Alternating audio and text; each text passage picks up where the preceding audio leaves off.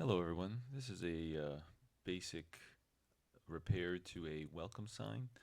As you can see, we're taking off the old O, which was a rusted flower, and the customer wanted a new um, version of the O, which in this case is now a beehive.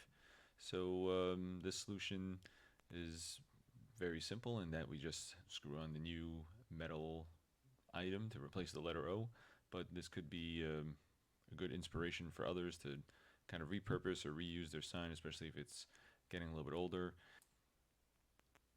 When screwing in the sign, make sure you get screws of the proper depth so they don't go fully through the wood.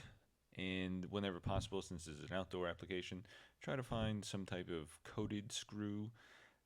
Deck screws typically work well, or some type of stainless or corrosion resistant hardware if you have that option available to you. I hope this video helped, and sorry for the giant elbow blocking the screen. Thanks.